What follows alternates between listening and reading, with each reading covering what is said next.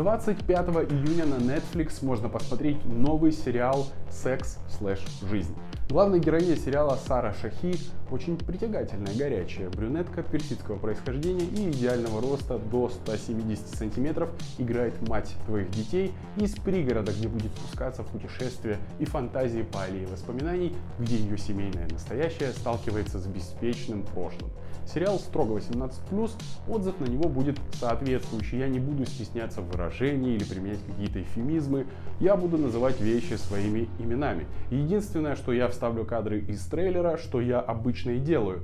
Хотелось бы показать больше того, что там есть в сериале, да, красивого секса из сериала, но не могу это сделать по двум причинам. Netflix драконит за такие вставки, надеюсь, за куски трейлера он меня не сильно покарает. И второе, это что сцены в фильме, они настолько откровенные, что там единственное не показывают только мужской член в первой серии, да. Я вот не помню, если показывали женскую, так уж и быть, применю эвфемизм, киску, звучит просто поприятнее, а влагалище больше как слово из учебника. Что ж, первая серия начинается с первой минуты уже главная героиня пускается в пляс, просто там прелюдия, они жадно сосутся, снимают это крупным планом, перемещаются в какую-то подворотню, и петинг резко сменяется на кунилингус, от чего главная героиня просто там получает дикий восторг, кричит и просыпается в своей постели, конечно же. Это был сон, перемешан с отголосками из бурной молодости или того шального времени до замужества, когда героиня пускалась в безудержное веселье, отрывалась, не задумывалась о последствиях и ловила максимальный кайф от каждого прожитого дня. Я как месяц назад выкладывал отзыв на сериал «Клиника счастья», и под ним пользователь с ником Talka-T пишет: так сериал не дрочипельный, на что получил отрицательный отзыв. А вот этот сериал «Секс/Жизнь», да, дрочибельный и даже очень. Это просто что-то. То есть там за 15 минут экранного времени просто максимальная плотность сцен сексуального характера. Отсосы, куни, секс в разных позах, крики, стоны. И это все показано очень качественно, красиво, сочно и со вкусом. И если туда добавить еще секса, может кому-то покажется мало, то это уже можно будет подписывать не как «Секс/Жизнь», а, я не знаю, еще один петух харит красотку своим огромным фонарным столбом вместо хуя, чем его, кормили в детстве. И, конечно же, в сериале помимо секса есть какой-никакой сюжет, который отражается во второй части названия сериала, да, то есть жизнь, да, вот это вот, то есть скучная, серая повседневность, двое детей, идеальный муж, то есть идеальный, красивый, спортивный, богатый, умный, с юмором, высокий, там, широкоплечий, не знаю. И приготовьтесь, главной героине это не нравится. Вся вот эта вот гармония, идеальная жизнь, это спокойствие, верность и доверие ее партнера и спутника жизни не подходит. Это очень классная тема.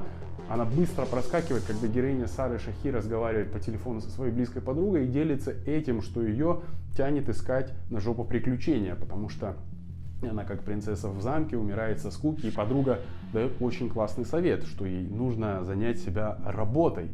И я по личному опыту скажу, а мне не 16 лет, а в 2 раза больше, девушкам, которые вообще ничем не заняты или заняты, например, только детьми, да, но у них все же появляется свободное время, какое-никакое. То есть, когда они скучают, так закавычем, да, им действительно не хватает, я не скажу, что прям какой-то работы, типа брать кайло и идти в шахту, нет, просто какого-то увлечения, хобби, себя занять чем-то. Потому что безработные девушки, которым нечем себя занять, они выносят мозг, как в принципе и парни. Тут абсолютно можно провести знак равенства. Парни также умеют выносить мозги.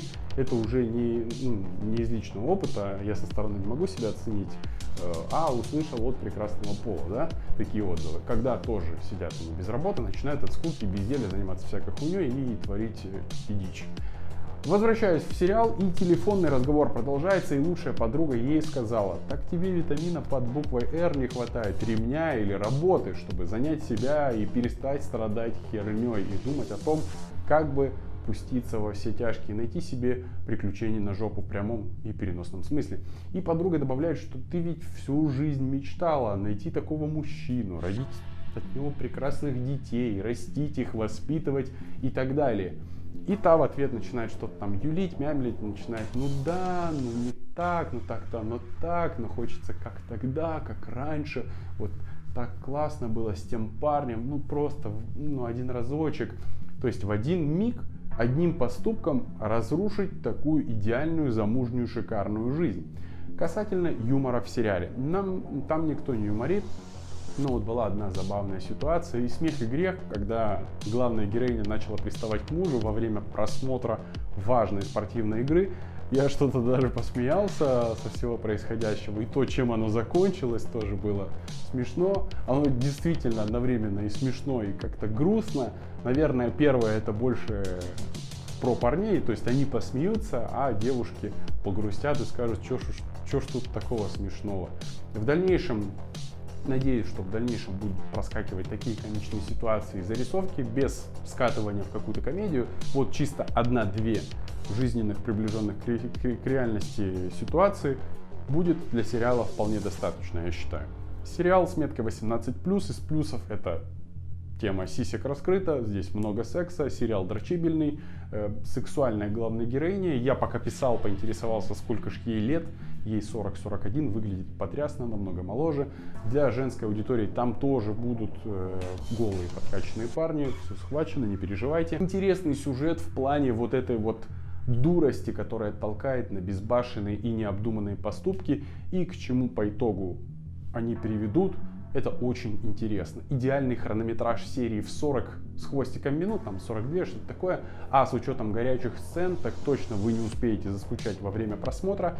Идеальное количество серий в сезоне или в сериале в целом. Я не знаю, если будет второй сезон, я только начал смотреть, там их 8.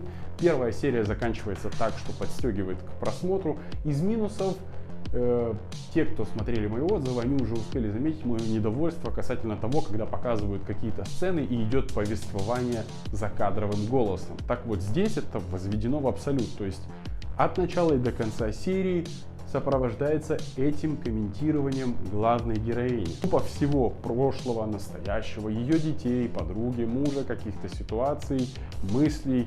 Это единственное, что мне не понравилось и даже как-то отчасти напрягало.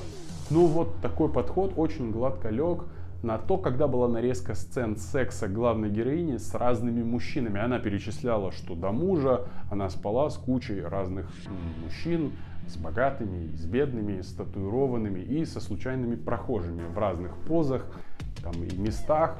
Тут это комментирование подошло. И, кстати, касательно концовки, я хотел бы поинтересоваться у девушек, почему главная героиня так поступила. То есть мне было непонятно. Я описывать сцену и озвучивать вопрос не буду, дабы не спойлерить. Девушки, которые посмотрят, напишите в комментариях спойлер, да, с восклицательным знаком. И дальше можете описать, что это было за поведение и чувства. Так еще, ну как бы у взрослой женщины, у которой 2 детей и муж. Я не понял.